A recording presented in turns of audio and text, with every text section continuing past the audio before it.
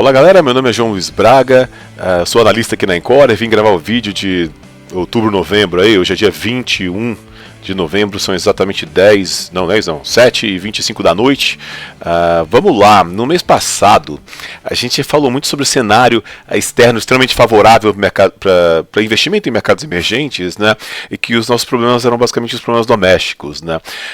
Pois bem, mudou muito pouco desde então, especialmente no cenário externo. No cenário doméstico as coisas ficaram ainda mais evidentes, então a gente vai dar uma focada nisso neste vídeo. Mas antes, né, como sempre, um pouquinho de prestação de conta. Desde o vídeo do mês passado a gente está parecido, um pouco pior na verdade. O Ibovespa também piorou um pouquinho. A gente no ano chegou a subir 9%, né, no long bias, e a gente teve essa queda junto com o mercado, infelizmente. Mas a gente ainda está acima do Ibovespa, né? A gente fica triste por ter devolvido parte dos ganhos. Na cota da abertura de hoje, né, no dia 21, pós-feriado, o long bias estava com uma leve alta, pouco acima de zero, levemente positivo no acumulado do ano, contra o Ibovespa que está caindo uns 4,5%, e o SMLL, o índice de small caps, que está caindo mais de 15%, né? Então a gente ainda está gerando um alfa. E no Encore Ações aí não, a gente também está acima do índice, mas bem pouquinho, caindo por volta de 4, levemente melhor que os 4,5 do Ibovespa. O Encore LB Prev 100 é o melhor, sobe mais ou menos 1%. Enfim, no relativo não está ruim, mas a gente está relativo, né, no relativo, como a gente brinca aqui, o relativo não paga as contas, né? Então vamos trabalhar para melhorar isso aí. Mas vamos lá, então voltando para o cenário, eu estava pensando o que eu ia trazer aqui para vocês, e tem coisa para comentar e tal, mas eu pensei e falei, cara, já sei, vou fazer um exercício, né? Um exercício simples, que é o seguinte. Muita gente fala, pô, Braga, mas assim, qual que é o trigger que vai fazer a bolsa subir, né? E esse é o tipo de argumento que eu não gosto, porque a gente tem que acreditar em algum nível de eficiência do mercado, né? Eu não acho que o mercado é eficiente e tal, mas algum nível de eficiência tem, né? Então se tivesse algum trigger para fazer a bolsa subir, a bolsa subiria, né? Se a gente soubesse de qual seria esse trigger, a bolsa não estaria tão barata. Mas mesmo assim, eu parei para pensar no que poderia acontecer, né? A proposta é basicamente um brainstorming super simples, interno. Depois eu chamei algumas pessoas de fora, como o Dan Rubin e o Ferreirinha da XP, um abraço para eles, o Rubinho Opps do Morgan Stanley, um abraço para ele também, e mais alguns outros, e todo mundo aqui dentro da Encore. E o exercício super simples que é motivos para a bolsa subir daqui para o final do ano e motivos para a bolsa cair daqui para o final do ano. Tão simples quanto isso, brainstorming, ou seja, não tem ideia ruim. Depois eu filtrei um pouco aqui e recebi um monte de coisa, e vou mostrar um pouquinho para vocês o resultado dessa brincadeira, e no final do vídeo, né, a gente fala um pouquinho sobre mudança da carteira, como eu sempre faço. Vamos lá. Então, para começar, naquelas de quando alguém pergunta, tem uma notícia boa e uma notícia ruim para você, qual você quer primeiro, né? Você começa pela ruim, né, para terminar com a boa. Então vamos começar com os motivos para a bolsa cair daqui até o final do ano. Vamos lá. Primeiro motivo, que eu até acho que é o mais importante, é a história do pacote do Haddad, né? Se vier ruim, ou se não vier, né? Vamos combinar que tem essa chance, né? O mercado já cansou. E não estou falando só do pacote não, mas desde o começo do governo, de proposta, ideia e nada feito, né? Eu não vou me alongar muito nesse tema aqui, né? A brincadeira do mercado nas últimas semanas virou o Haddad, falou, semana que vem vai ser anunciado, por isso que eu botei esse meme aqui, mas eu também trouxe esse episódio espetacular, ficou ótimo, do Market Makers do meu amigo Thiago Salomão, né, do Josué, que realmente ficou muito bom. Ele chamou um outro grande amigo meu para apresentar junto, que é o Valtinho, Walter Maciel da Quest, um abraço pro Valtinho também. E eles entrevistaram o Marcos Lisboa, Marcos Mendes e Alexandre Manuel, que é da Quest, e o Samuel Pessoa, para fazer um diagnóstico da situação anual. O episódio inteiro da situação atual, desculpa. O episódio inteiro é uma aula, tá? É uma aula. Mas tem um determinado momento específico. Eu vou botar o link aqui na descrição, se eu lembrar. Que o Marcos Mendes puxa uma lista que as jornalistas Adriana Fernandes e a Diana Tomazelli da Folha fizeram com todas as promessas da Haddad desde o começo, e o Marcos Mendes vai complementando com o que ele falou que foi entregue ou não, né? No caso não. E esse trecho de pouco mais de 2 minutos explica brilhantemente Por que o mercado já cansou de tanta promessa? E o mercado não sobe mais quando a Haddad fala, vai ter o pacote, tá? O mercado, pelo contrário, ele bate. Porque a galera realmente cansou de muita promessa e nada feito. E esse pacote tem semanas. Nesse vídeo eu deveria estar falando do que saiu faz tempo, né? Mas esse fato de ficar atrasando, depois disso que lá, depois disso que lá, agora depois do VG20, esse atraso, que é essa piadinha do semana que vem, deixa claro o baixíssimo compromisso deste governo com essa agenda fiscal, o que é péssimo. Então, se continuar atrasando, como eu falei, esse é um motivo, sim, para a Bolsa continuar caindo daqui para o final do ano. E se vier algo muito ruim ou não vier, é péssimo. Então, esse é o primeiro motivo. Vamos para o segundo. Eu consigo caber na tela? Acho que sim. Que é revisões de inflação para 2025 para cima. O pessoal continua revisando para cima. Isso aqui eu acho que é um fato, tá? Esse vai continuar vindo. Esta semana o Itaú e o BTG revisaram. Toda segunda-feira, quando sai o Boletim Focus, tem vindo números para cima. Então, isso aqui eu acho que até é meio que fato.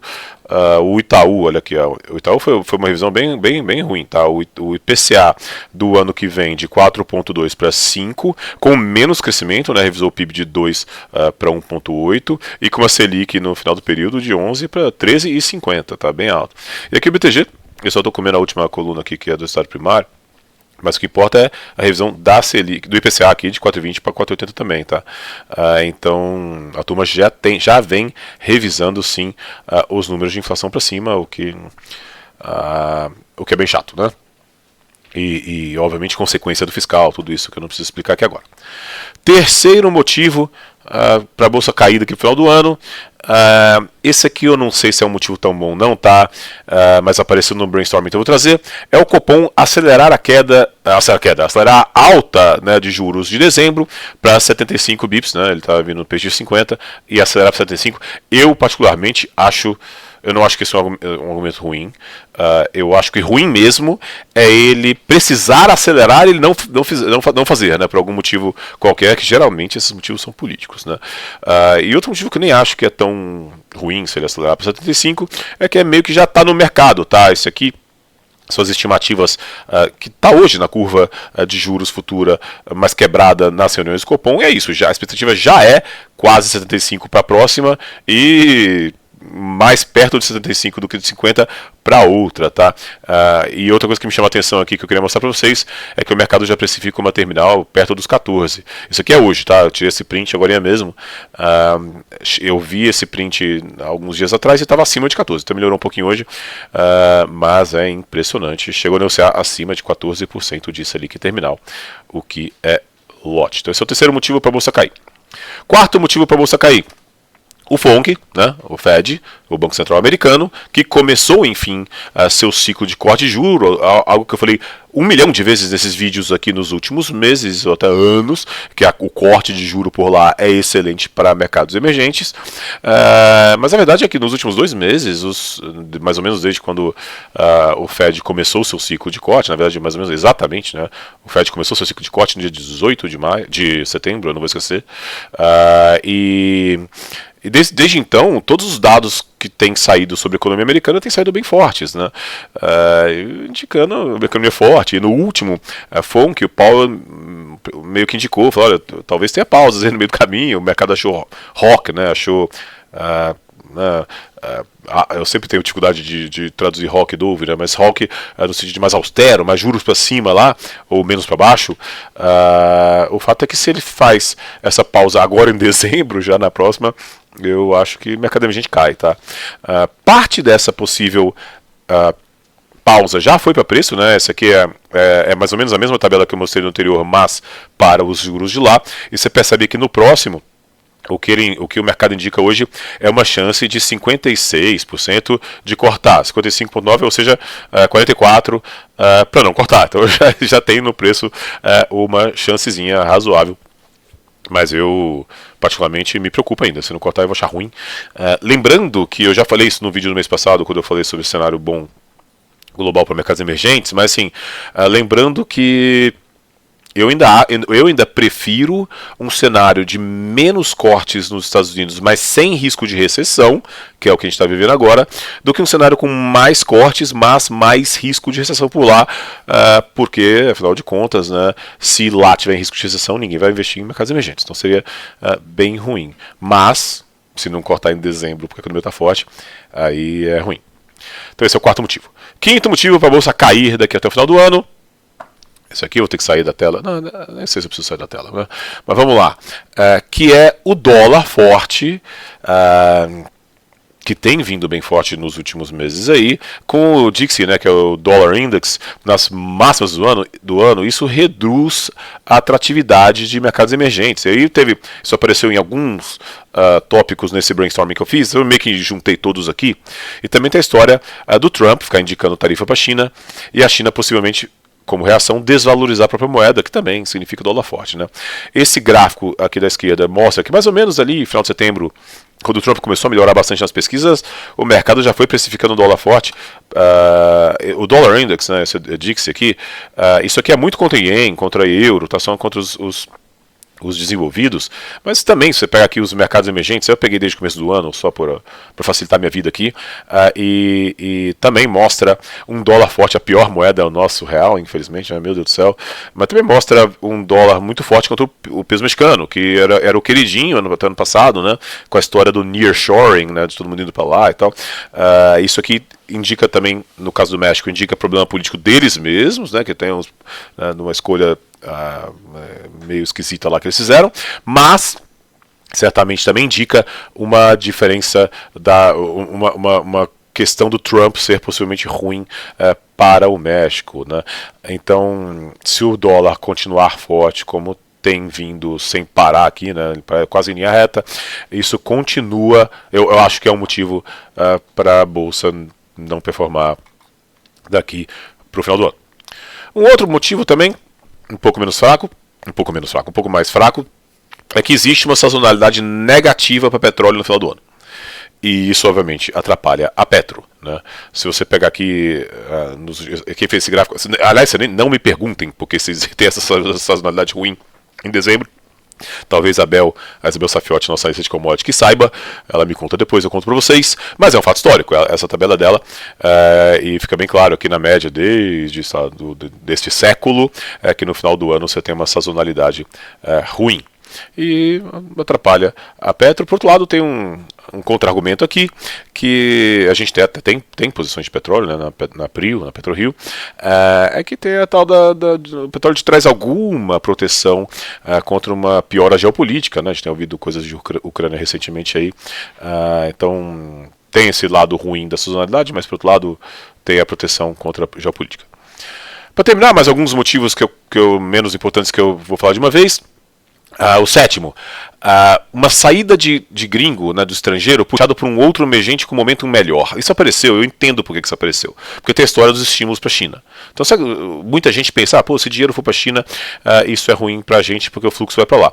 Eu discordo desse argumento. Estou trazendo porque é um exercício, mas eu discordo bastante porque eu acho que qualquer coisa que pingue para mercados emergentes, né, se chover para a China, respinga para a gente aqui. E precisa de muito pouco pingando aqui no Brasil para fazer muito preço, né? Enfim, então eu nem concordo tanto com esse argumento. Oitavo, bom, qualquer fala do nosso querido presidente daqui no final do ano certamente faria a bolsa cair, né? Eu acho dificilmente ele vai falar alguma coisa que vai fazer a bolsa subir. Não seria a primeira vez nem no mandato, nem no ano, nem neste mês, tá? 9.9. Teve uma chuvinha de downgrade em Brasil recentemente, foi uma das últimas 2 semanas, tá? Como, por exemplo, o Morgan Stanley e da Goldman. Da Goldman foi 2 dias atrás. Isso apareceu aqui como motivo para cair, porque se continuar tendo downgrade, né, ruim para o país e tal. Eu também acho isso um argumento bem fraco, primeiro porque já teve um monte de downgrade, né? E aí vale um pouco do modo tiririca aqui, né? Na pior que tá, não fica, né? Se você já tem underweight, o máximo que você pode avisar é para cima. Mas e também não acho que isso faz tanto preço não, enfim, então não acho que é um argumento tão forte.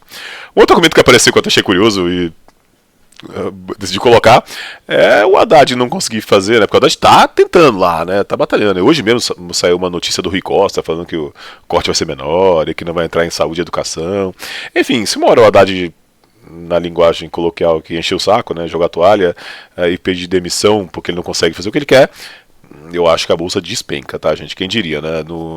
2 anos atrás, quando foi escolhido o Haddad, o mercado ficou um pouco cético. Hoje em dia, acho que ninguém quer que ele saia, porque é uma grande certeza quem que entra, tudo isso, e mostra que realmente ele está tentando brigar por alguma austeridade. Se ele, que é querido lá dentro, né, não consegue, né, seria péssimo.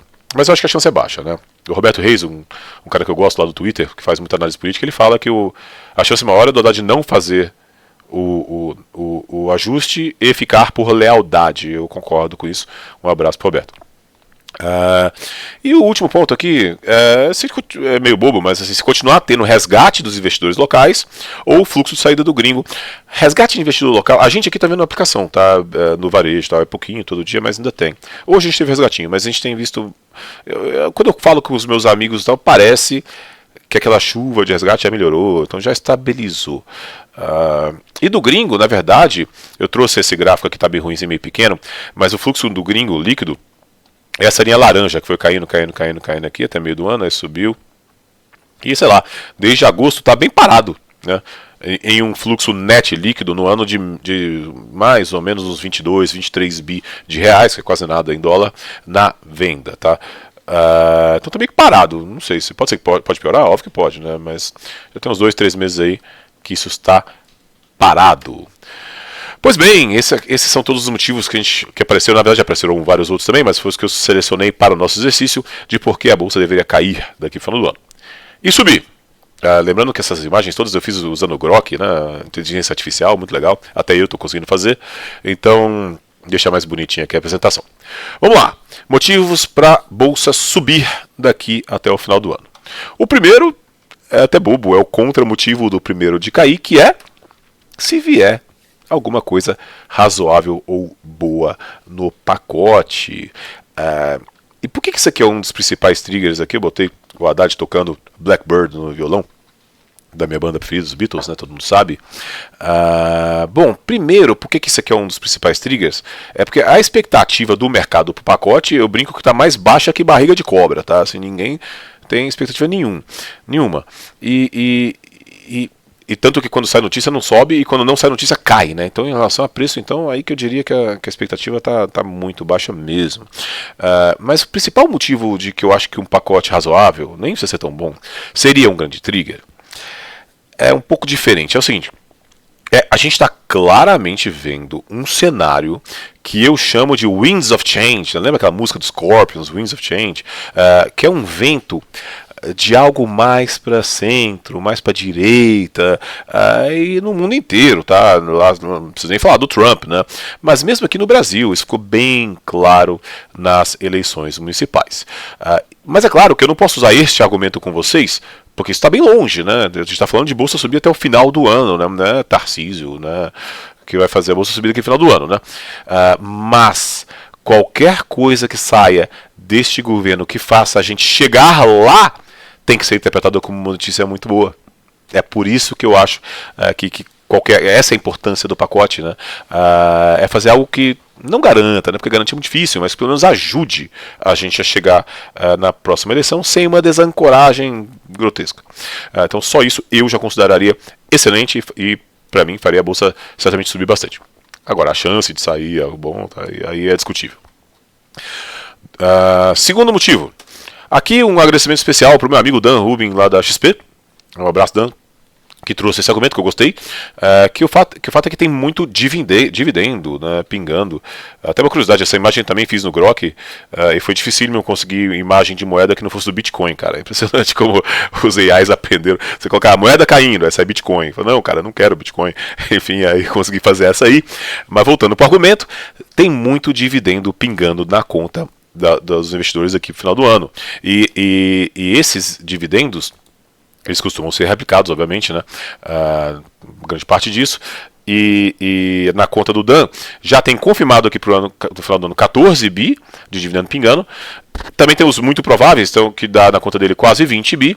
E tem a Vale, que se ficar ex-dividendo, que geralmente ela fica entre novembro e dezembro, aí são 30 bi. Só para vocês terem ideia do que é 30 bi, isso é mais do que todo o fluxo líquido vendido do estrangeiro no ano acumulado, tá? É bem grande. Além disso, se você pegar o volume da bolsa hoje, que está 20 e poucos bi por dia, aí você fala, pô, João, isso aí é um dia e meio de negociação da bolsa, não é tanto assim. Não, porque nesses 20 e poucos bi que a bolsa tem negociado por dia, grande parte, eu não sei quanto, mas eu chutaria que é metade ou até mais, são os robozinhos, os HFTs, que ficam comprando e vendendo, então não é muito volume de verdade, né? Então imaginando que vamos lá, vamos imaginar que o volume de verdade da bolsa é 10 bi por dia, são três pregões, tá? É bastante de pressão compradora para vir dos dividendos pagos. Então é relevante. Só uma adição rápida, agora são 9 e pouco da manhã aqui do dia 22, né? Assim que eu terminei de gravar o vídeo ontem, anunciaram o dividendo da Petro, né? Então naquele argumento 2, né, que tem muito dividendo pingando da conta aqui no final do ano, ficou melhor ainda, né? Essa conta que tem 14 bi confirmado, 19,7 bi muito confirmado, mas muito provável, e 30 bi com a Vale, isso aí é dividendo, só para deixar bem claro, para os minoritários, né? Que aí tem a história de ser força compradora. Então seria 30 bi ser anunciado da Vale, que ainda não foi anunciado. Com a da Petro ontem, isso vai para 42 bi, né? Então, sei lá, isso aí são uns bons 5 pregões de verdade de força compradora para vir aí. Então a notícia que era boa ficou melhor ainda. Beleza, então esse é o segundo motivo. Terceiro motivo para a Bolsa subir daqui até o final do ano. Eu vou ter que sair da tela aqui um pouquinho, já volto. Opa, não, fiz o contrário. São as revisões de estimativa para cima, dado que a temporada de resultados que acabou literalmente, né, ontem, foi boa. A temporada de resultados foi muito boa. E aí o que acontece, né? Todo mundo acha que, beleza, as empresas soltam seus resultados e aí magicamente as ações se ajustam logo no primeiro dia, aquilo, e pronto, a vida segue. Não é bem assim, né? Porque é óbvio que tem a movimentação do dia, que também tem a ver, muitas vezes, não só com o resultado, mas também como o mercado está posicionado para o resultado. Mas depois disso, os analistas vão atualizando os seus modelos, né?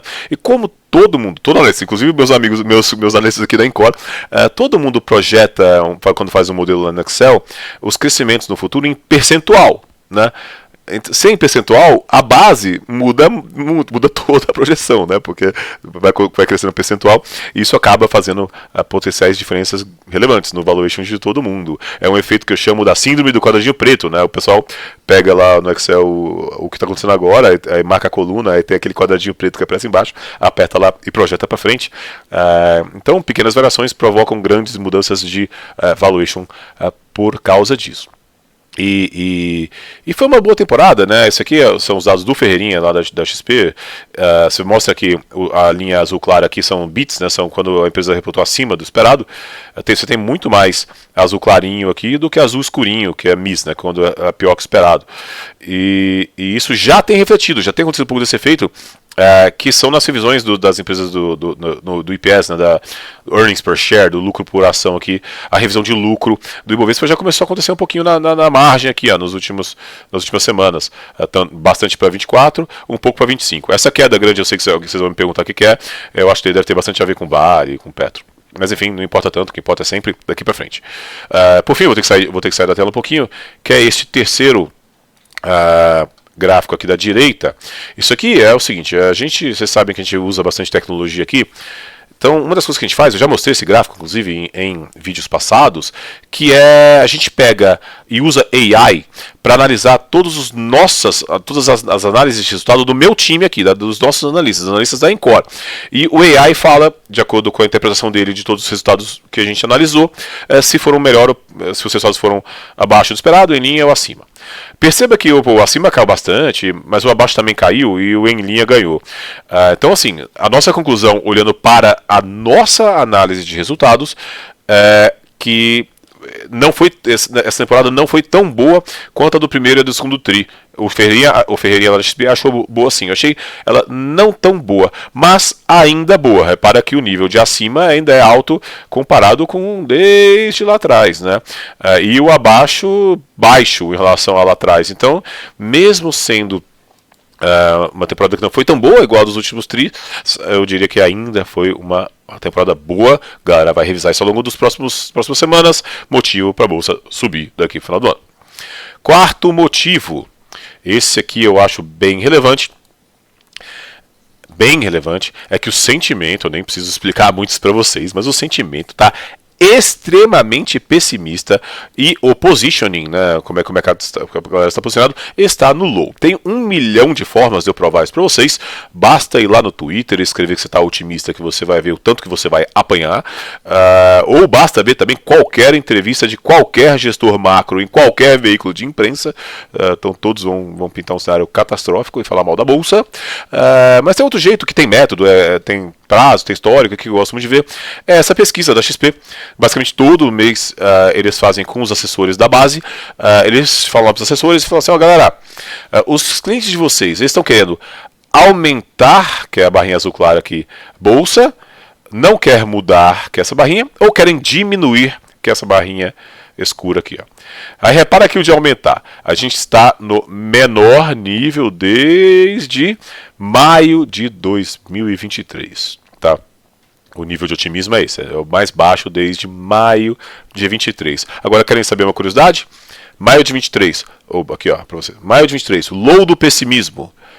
Este mês, o SMLL, que é o índice de small caps, subiu 15%. Tá? Então, você nem precisa muito ver desse meu dado, basta comparar um pouco dessa barra azul com esta linha preta que é o Ibovespa. O Ibovespa é sempre final do mês, então esse pontinho tinha que estar aqui no finalzinho, mas tudo bem. Perceba que eles conversam muito, né? Quando melhorou a bolsa, o otimismo aumentou, aí piorou a bolsa, o otimismo caiu. Então, basicamente, aqui também caiu, subiu, melhorou, agora caiu, piorou. No visual, fica meio claro que quando a turma está bem pessimista, geralmente aqui e aqui.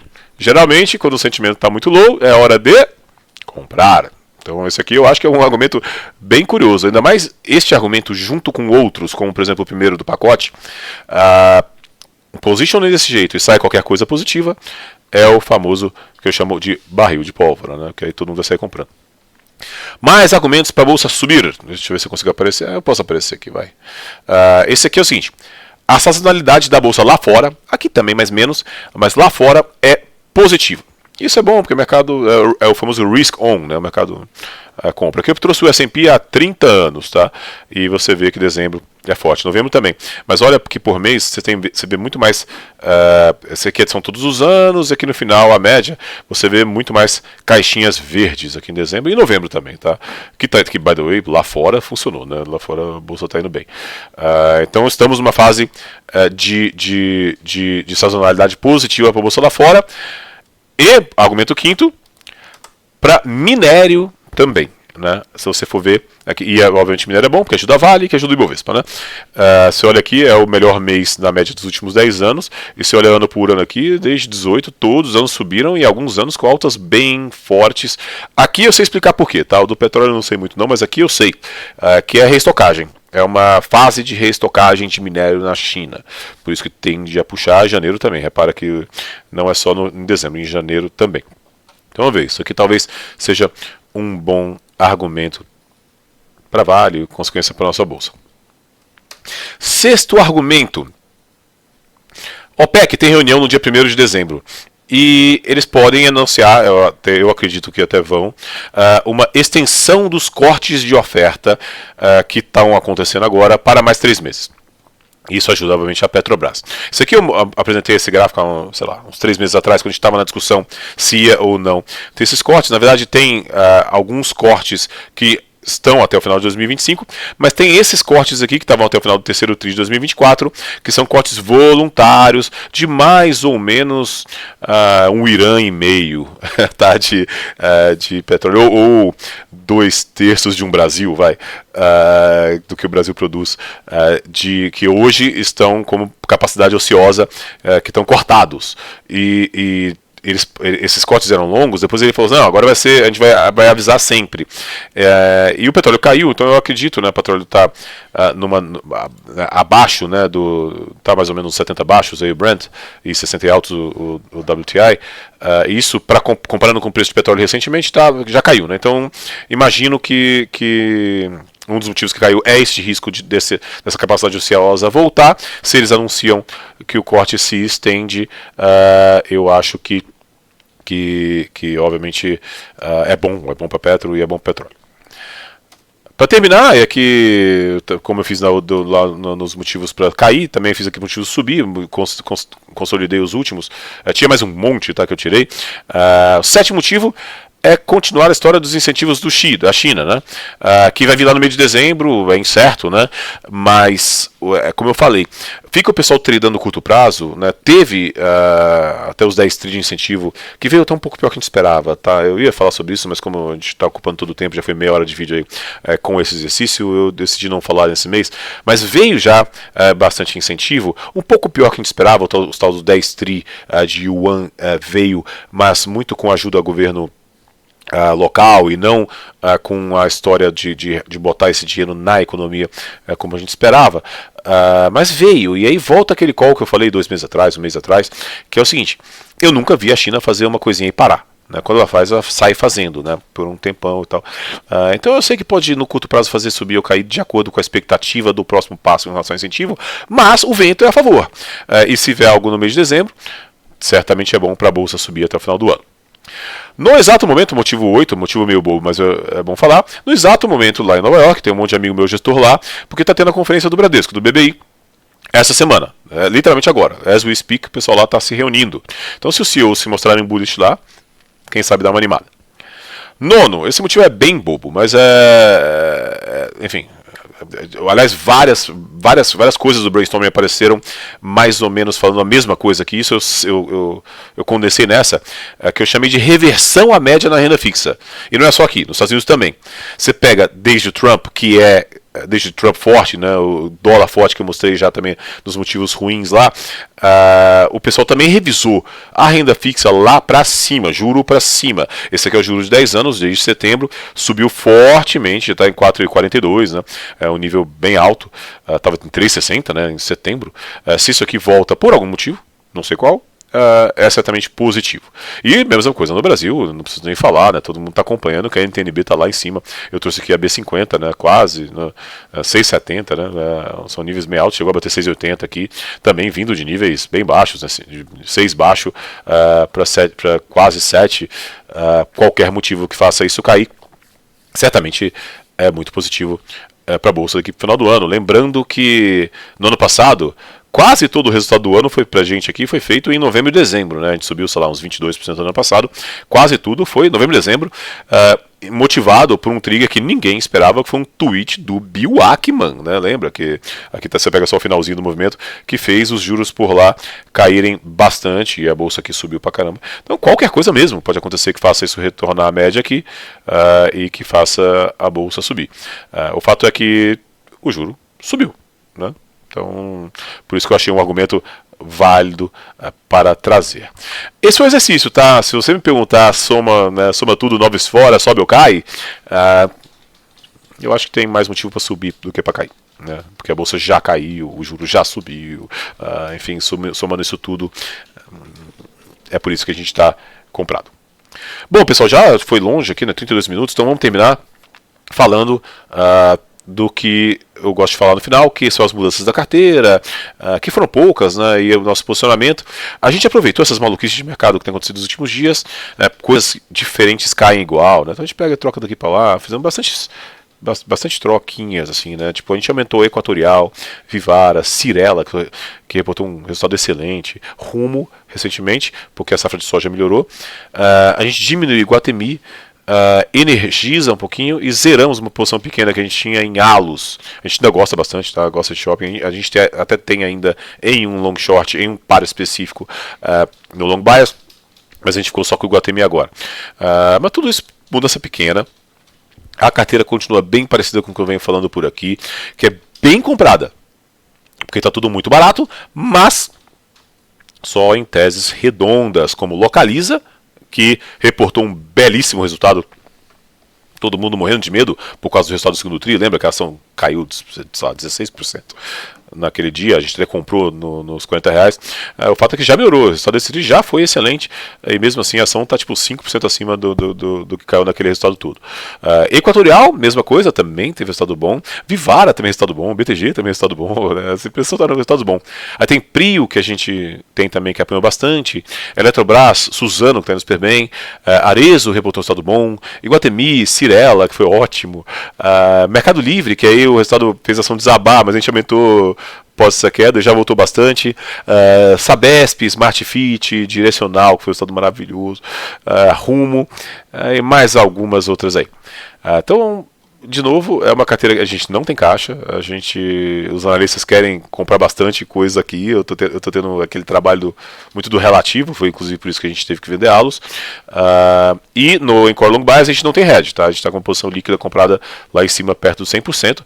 A gente está até olhando para tentar capturar esse exercício que a gente fez via opção, porque a volatilidade implícita das opções, mesmo com essa queda do mercado, está super baixa. A volatilidade está baixa no Brasil, tá? Não é só lá fora não. Isso é esquisito, né? Quando o mercado cai, a volatilidade implícita sobe, mas aqui não, aqui caiu com a vol em baixa, então talvez tenha alguma coisa que a gente possa fazer para se posicionar para este exercício que a gente acabou de fazer via opção. Vamos ver. E é isso. Então, mas apesar de tudo que a gente falou, a verdade é que a gente não sabe qual vai ser o gatilho, né, que vai fazer isso acontecer. A gente vai ficar aqui atento como sempre. Eu queria agradecer, muito obrigado pela atenção de vocês todos, e até o mês que vem. Muito obrigado.